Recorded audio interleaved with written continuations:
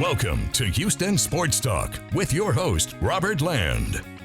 Thanks for checking into the best Houston sports podcast. It's Robert along with Sports Radio 610 Shaun Bijani. And if you're new to the show, welcome aboard. 45 years in journalism between the two of us, over 35 covering sports in the H, and still trying to get my jaw back working right. But bear with me once again. And if you missed it, I previewed the Rockets draft and free agency with Frank from Rockets Chop Shop on Sunday. Go back and watch or listen to prep for this huge next few days and a look for Rockets draft reaction with a special guest on Thursday night. So we got the Rockets covered last show and the next show for sure. And Shaun, we'll talk about some national criticism of a Texans position group a little bit later. But first, it's full on Astros panic.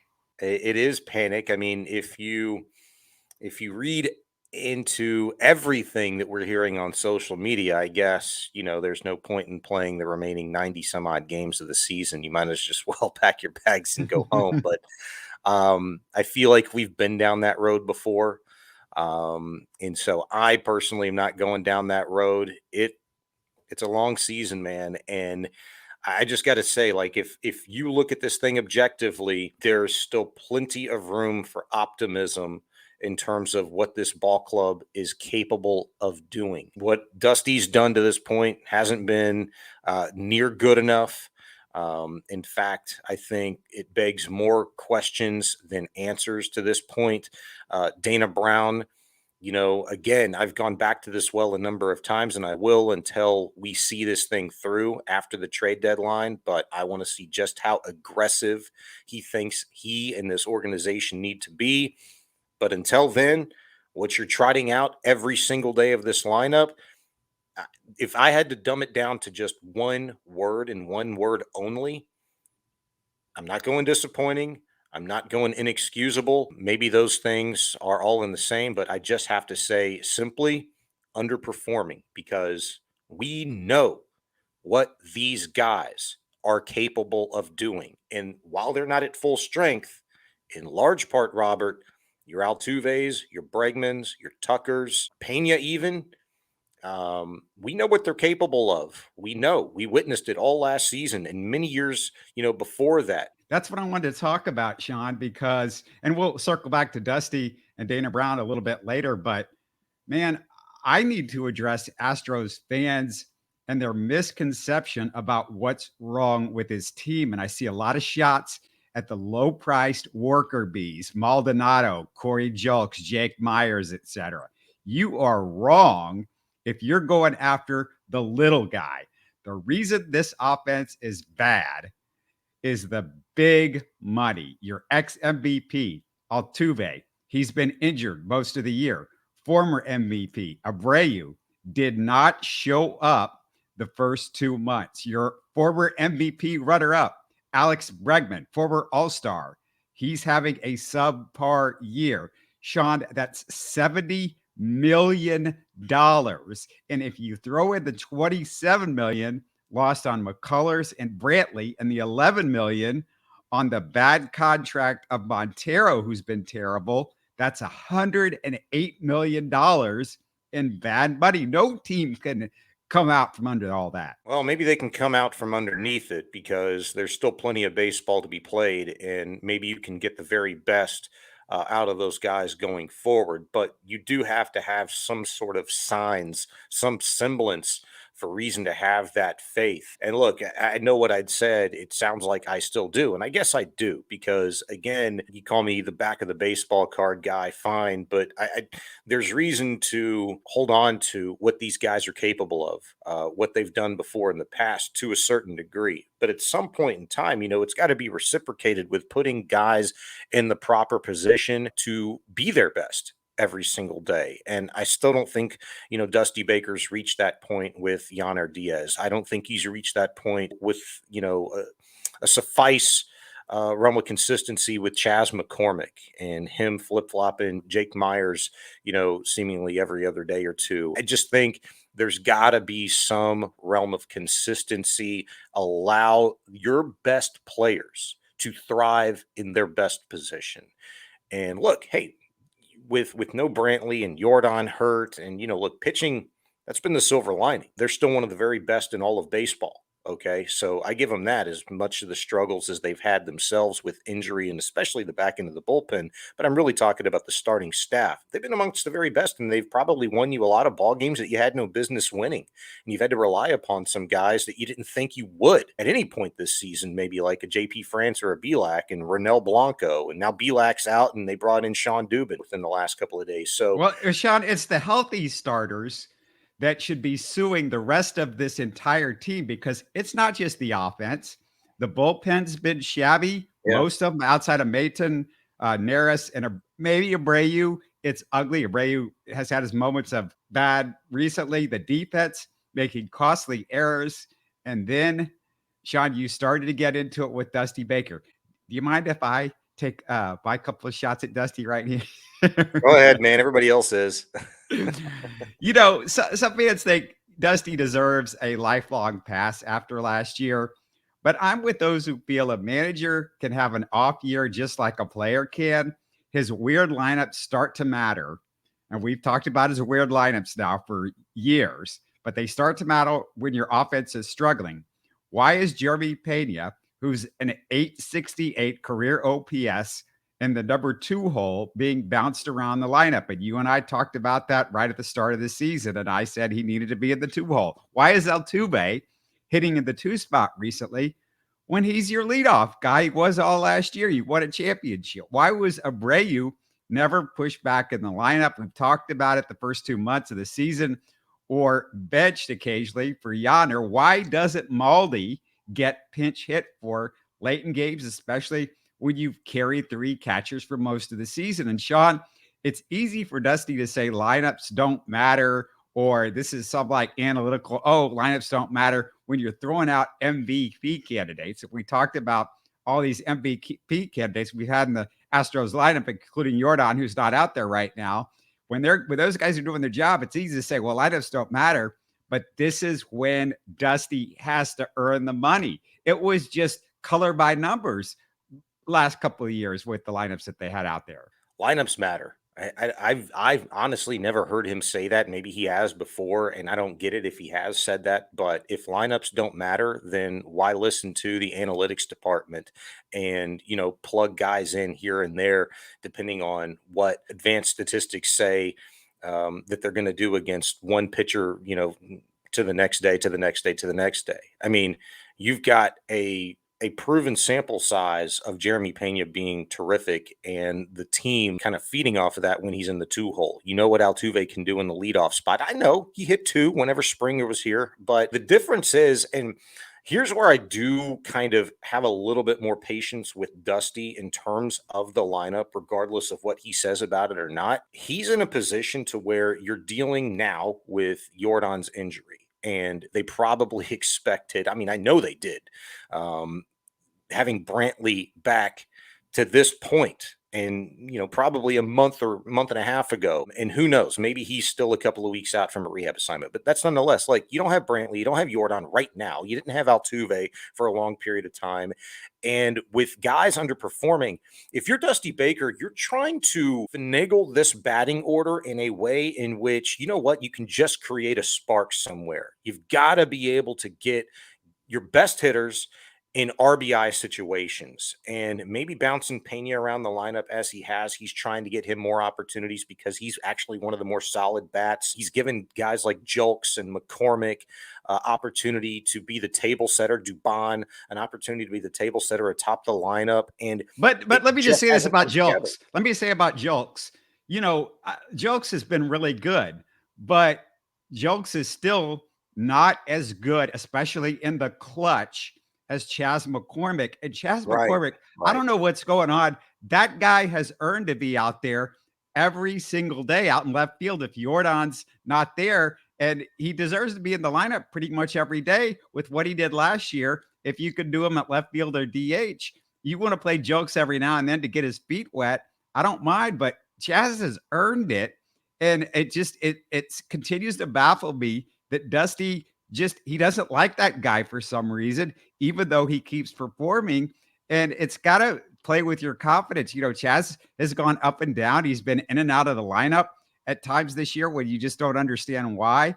And it's frustrating because, Dusty's talking about back of the baseball. Start looking at the back of Chas McCormick's baseball card last year. He's got 2 years in Major League Baseball, and he performed great his second year. That's the back of his baseball card right now. He is a legitimate good. He's not an all-star, but you don't have an all-star. So Chas McCormick should be out there over Corey Julks, a rookie.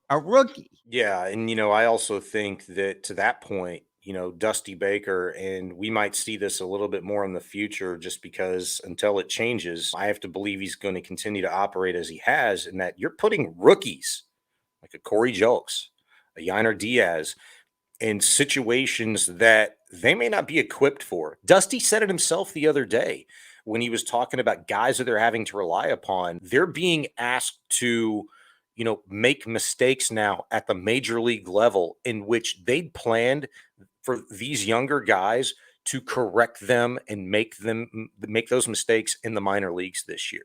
But because of injury, they've had to call these guys up, and now they're experiencing, those things, and they're learning on the fly, if you will, at the big league level. And at what cost?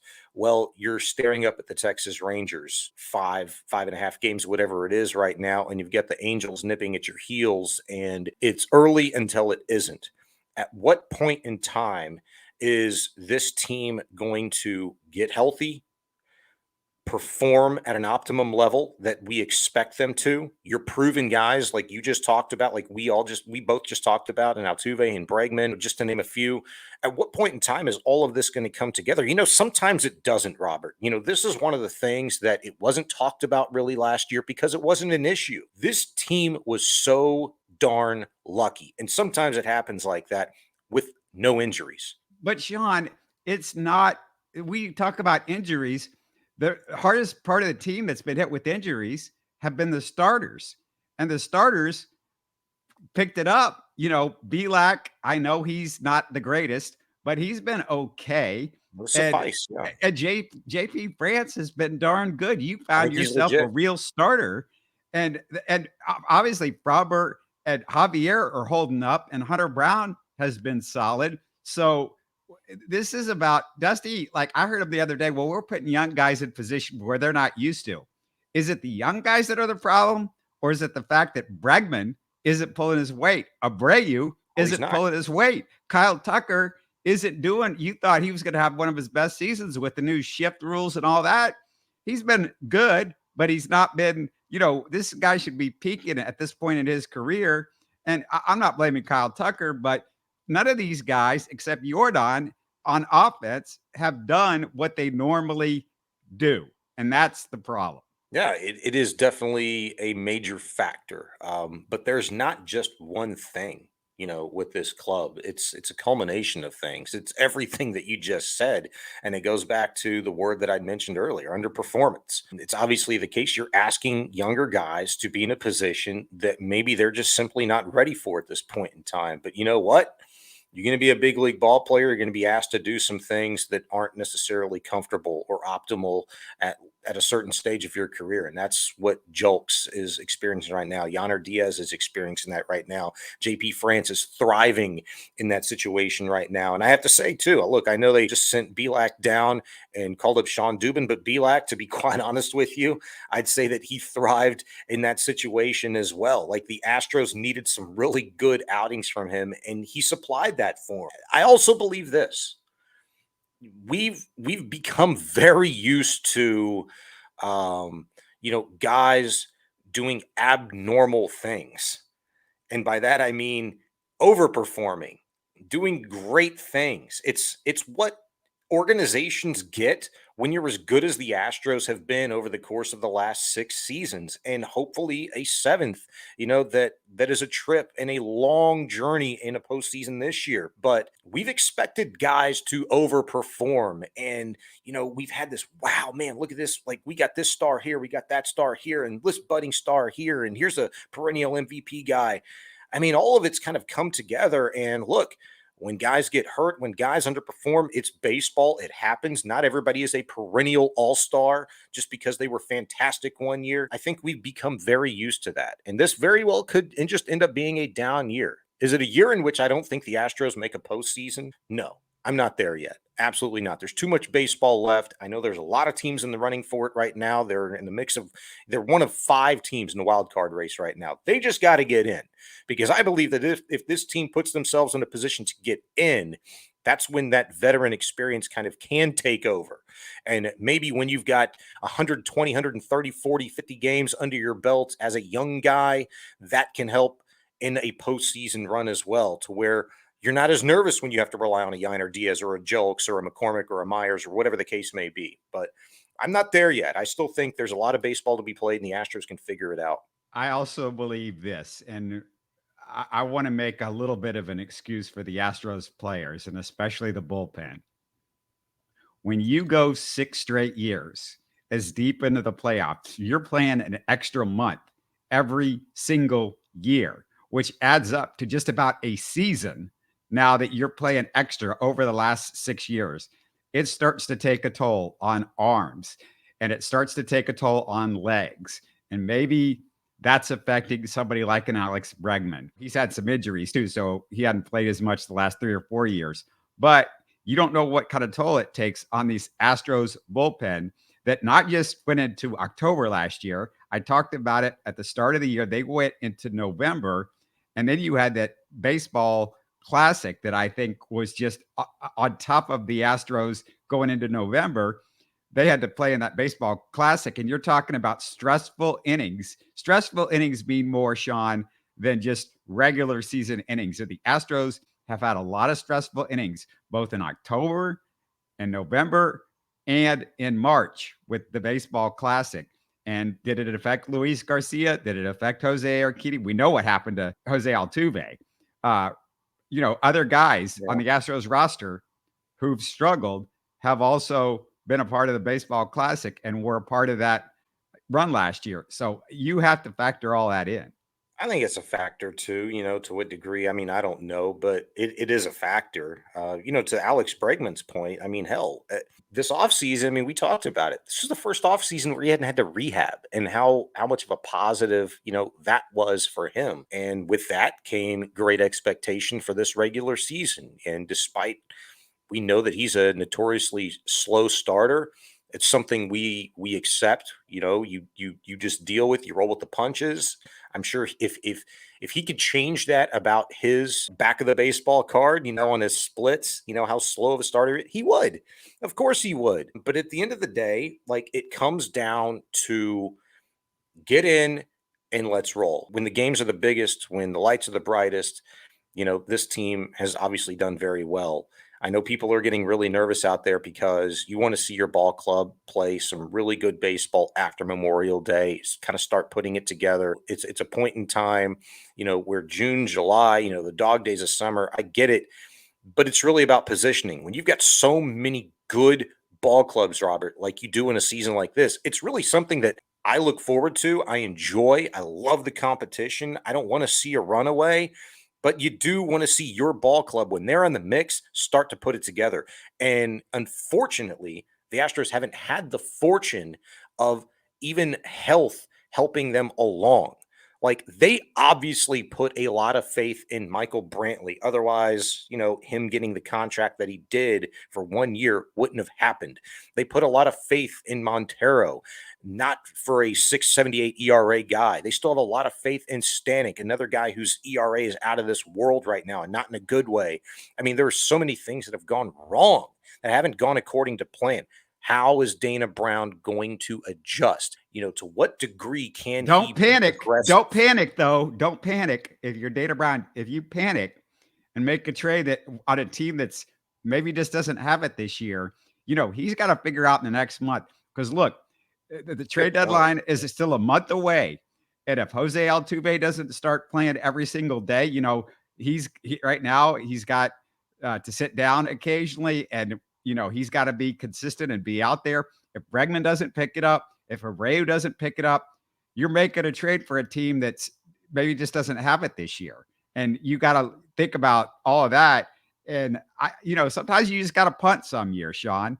If you don't have it, you don't have it, Uh, because you I, don't want to waste good guys, good young guys in this organization that you could count on for the next few years. what you just said kind of struck me the wrong way. I get what you're saying, but when you use a football analogy, sometimes you just got to punt. I immediately went to like David Culley, and 3 and out. If we got a punt, we're okay. I don't want to hear that. Too soon, man. Too soon. Well, he's punting on third down, though. That's the problem with David Culley. Yeah, I get what you're saying, and you are right. I mean, it's Dana Brown's got to be, I think, calculated to some degree, right? I mean, there's no reason to make a panic move, an impatient type of a deal, because you don't want to put yourself in position to where at the end of this year, whatever happens, and it's really hard to say this because there's so many if and ands and buts, but looking at it this way, Abreu's struggling, underperforming. Montero's struggling, underperforming. Those are two guys that you gave big contracts to, overpaid them to get them, to keep them in that regard. And you don't want to go make a move for a guy that is still owed a ton of money, that's, underperformed, i.e. like a Trey Mancini type, but maybe he has like 2 or 3 years left on a deal. And Shaun, if you're Dave Brown, that's dangerous territory, man. If you're going to get a hitter, what position is he going to play? Is he going to play Altuve's position? Is he going to play Jeremy Pena, Alex Bregman, Jose Abreu, Martin Maldonado, Yordan Alvarez, Kyle Tucker? Where's he playing, this hitter that you're going to get? It's tough because, we talked about the corner outfield spot, I think, last week in our conversation, and look at the guys that you've kind of relied upon this year to get you where you are right now. McCormick and a Julks. Jordan's played out there a little bit, but I think we'd all agree we'd like to just see him as a DH every day and have no problems about that going forward. If you could get yourself a corner outfielder you knew was going to be a staple of this, team for the next 2 or 3 years, like, does that guy exist even? I don't know. We got to look around and see what it would take. But if you could get that guy here, somebody to solidify, the top 6 guys in your lineup when you're at your optimum health, I think that would be great. I still think the catching position should be open for big consideration in terms of improving there. I know they like what they've seen from Yainer Diaz. I know Dana Brown has. That's why he wants to see him out there on the field more for development and for the simple fact that he's killing left-handed pitching and is a better hitter, period, against anybody who's throwing on the mound than Martin Maldonado. And, oh, yeah, he's not a bad defensive guy as well. How hard, though, is it to find a catcher that can hit like Yainer Diaz and run a team like Martin Maldonado? Because that's the only way Dusty's sticking him out there over Maldonado. Yeah, I mean, it's tough, but, I kind of talked myself if you remember our conversation last week where I did everything but kind of stand on the table for Martin Maldonado in terms of like his value that doesn't, show up on a box score. I kind of talked myself out of it after you and I finished our podcast last week. And I started thinking, I was like, you know what? There's no reason why he can't bring that added value that doesn't show up in a box score, that mentorship, that preparation, getting his pitchers and just players, period, ready to play from the dugout with extra time in the film room, just talking to him in the clubhouse. I mean, just being that coach on the field, be the coach in the dugout, because at the end of the day, you're playing every single day, most of the, 7 days in the week. It's not optimal for this team. Maybe Yainer Diaz would be, and I just want to see him have that opportunity. And you know what? If it flops, it flops. But at least you gave him an opportunity. Like Dusty's given so many other guys the opportunity to, pass or fail in years past. Like, why is this year any different? I mean, it's easier said than done. I started to say this earlier.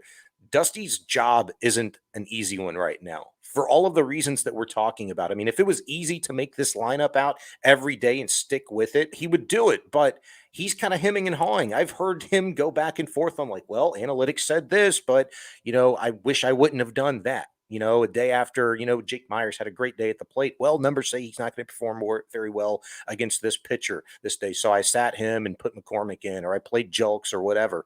It's like, trust your eyes sometimes, be that old school manager that you used to be, that made you so successful in San Francisco. Just be you. don't trust the numbers all the time. And I think he's kind of doing this a little bit. And to what degree is that going to really end up costing him and the Astros this year? I mean, right now it's not trending very well, but there's still a lot of baseball left. I still think Astros have it in them, but the guy that could help them the most probably is not on this team right now. It's whether or not Dana Brown can make that move and if that guy can perform with the Houston Astros, unlike a Christian Vasquez and a Trey Mancini did last year. Well, no, the guy that can help this team more than anybody is not playing, and his name's Yordan Alvarez. And also, Dana Brown cannot make Jose Altuve healthier and playing on a regular basis, and he can't make Alex Bregman start hitting and Abreu start hitting consistently. And I know he's been better the last couple of weeks, but we got to keep that consistency up. It can't just be for 2 weeks and that's it. Let's switch gear to the Texans. And Shaun, was it Pro Football Focus that ranked the Texans wide receiver group the worst in the NFL? Was it them? Yeah, Pro Football Focus. They did their grades for all the receiving corps in the NFL, and they had the Texans dead last. And I guess that's not a surprise to be quite honest with you. I mean, we know the Texans receiving corps isn't great, right? But I also think that, look, the numbers are the numbers. Pro Football Focus, I mean, that's where they hang their hat. I also just think when you talk about this Texans receiving corps, you have to take into account the back of the football card, right? And where guys are projected to be and, what their trajectory is. But I also think the reason why it's so difficult for people to see the positive and the upswing that a lot of these position groups are on and just this organization in general is because it's been a horrible 3 years and they have a lot of young players that are unknown and unproven to this point. Yeah, you said it. There's no back of the card for John Mechie, for Tank Dell. Yeah. Robert Woods back of the card says he was out a lot the last couple of years.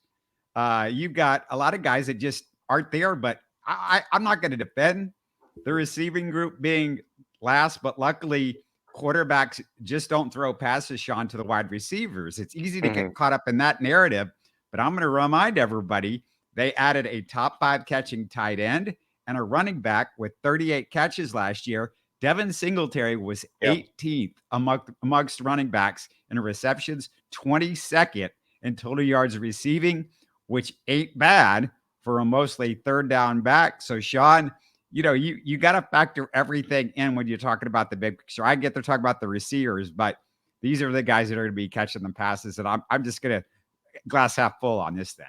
I am glass half full on it. And, a guy that you didn't mention may very well turn out to be the Texans' leading receiver or one of them, especially if he's able to play another healthy season coming off the ACL injury, and that's Robert Woods. I think, this is a big year. And look, these are ifs. Okay, but this is going to be a conversation until it isn't anymore, until the Texans prove Pro Football Focus guys right or wrong in this situation. But Nico Collins is another guy that has an opportunity, and this is probably the last gasp for him in terms of being with the Texans and what he can show them that he's capable of. Can he be a number 1 guy? Can he be a legitimate number 2 guy in this offense for the Texans going forward with CJ Stroud and Bobby Slowick in this scheme? So, I also think, too, look, Dameon Pierce, he missed the last 4 weeks of the regular season last year.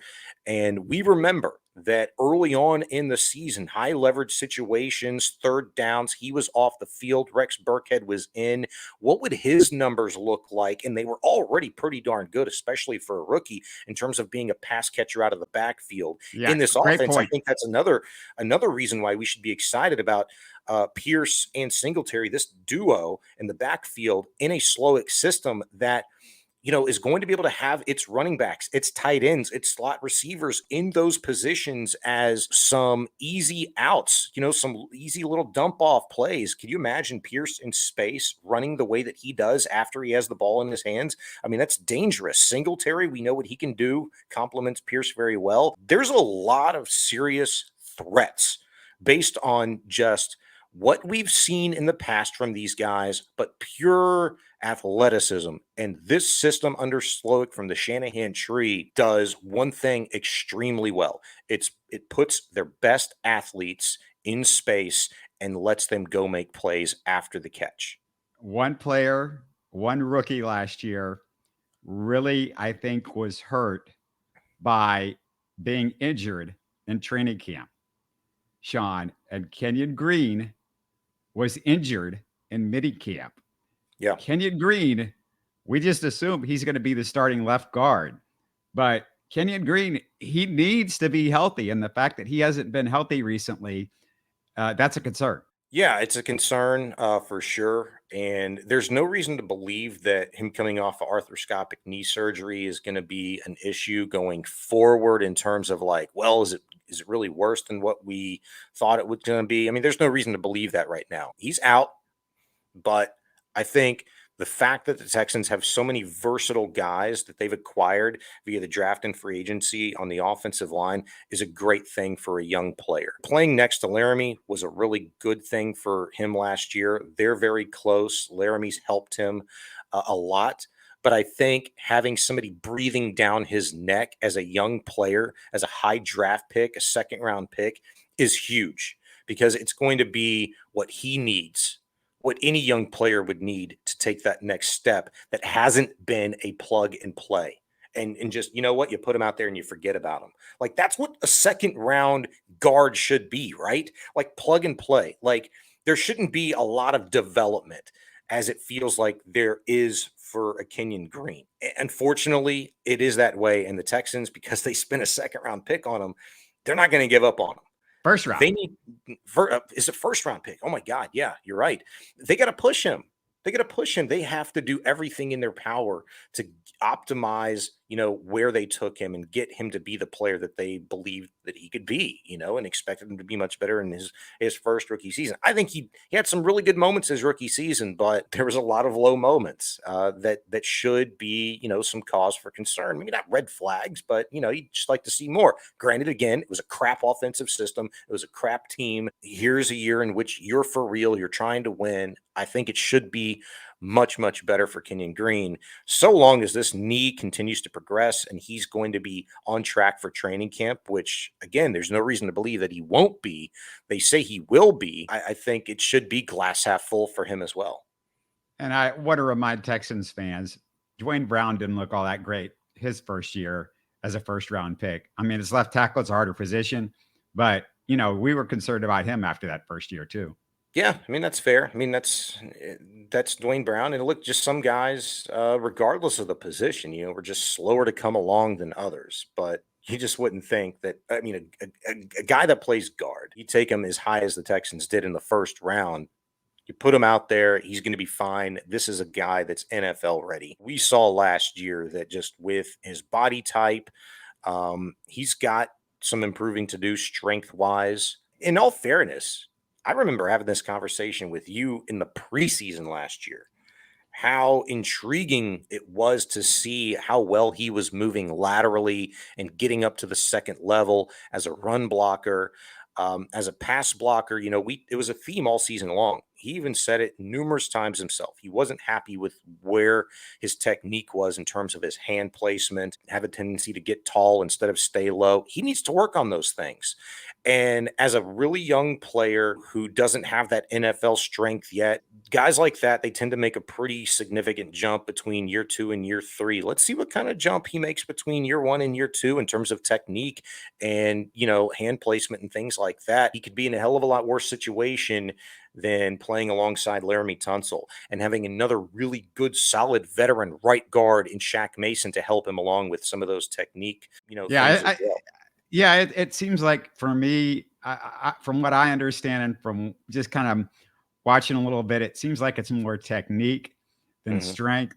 But if it is strength, I don't know how much strength he's been able to add with the injury and all of that this offseason and having to deal with that kind of stuff. I mean, I don't know what he can and can't do right now because he wasn't a mini camp, of course. We haven't seen him.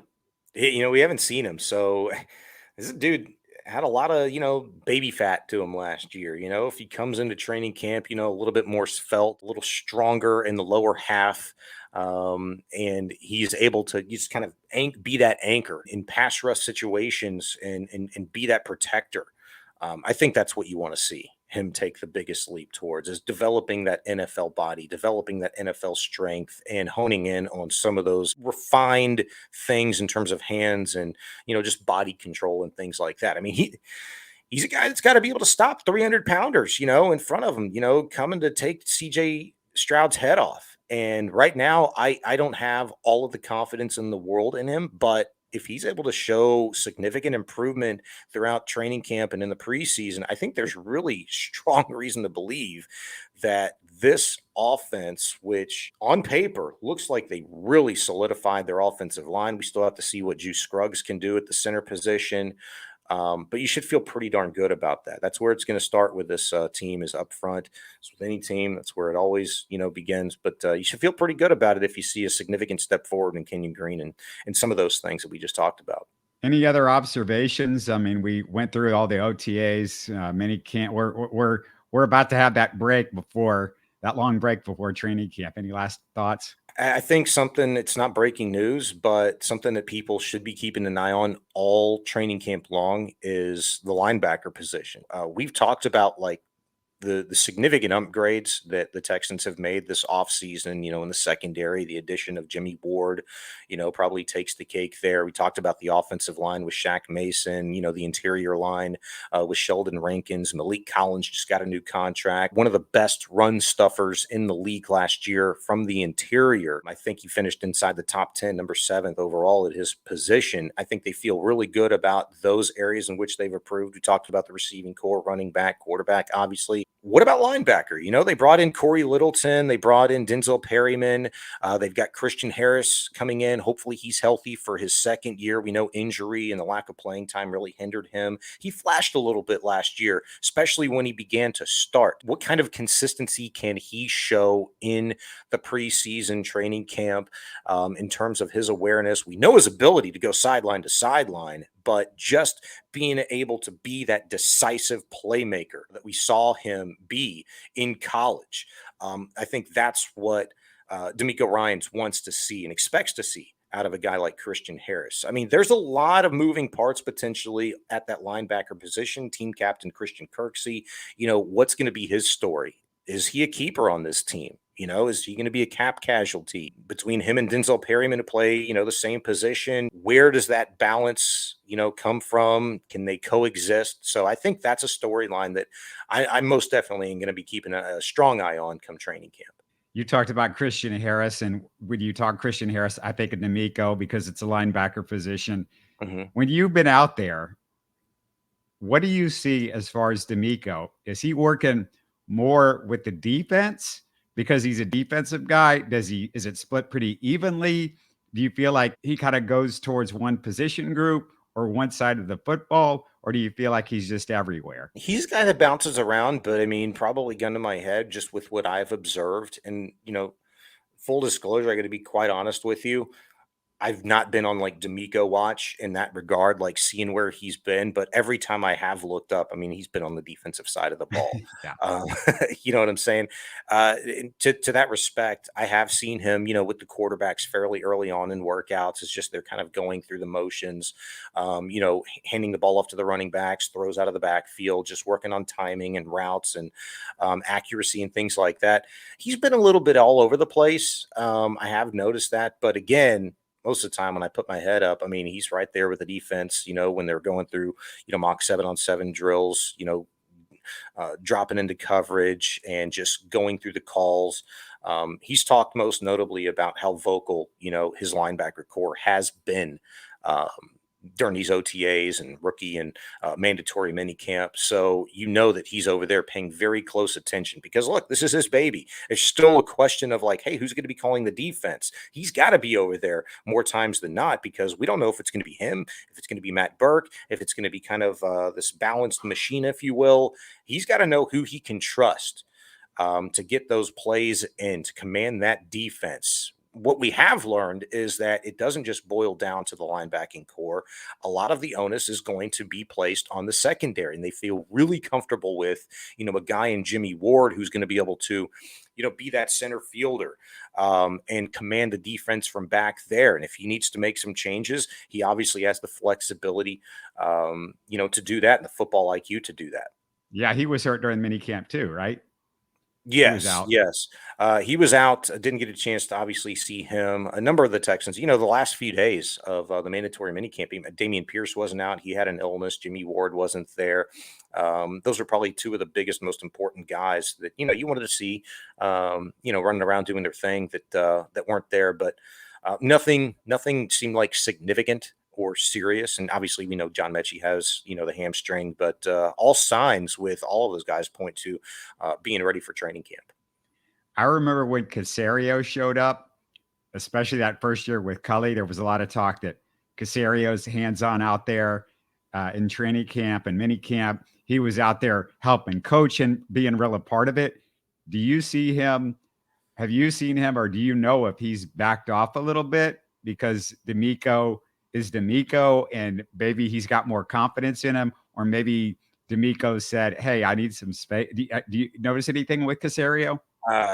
Look, I wasn't out there for the Cully year, but I was out there every day, obviously, last year for the Lovie Smith year. And Caserio is out there on the practice field every single morning. If it's, the defense would have their backs to him, he's way back,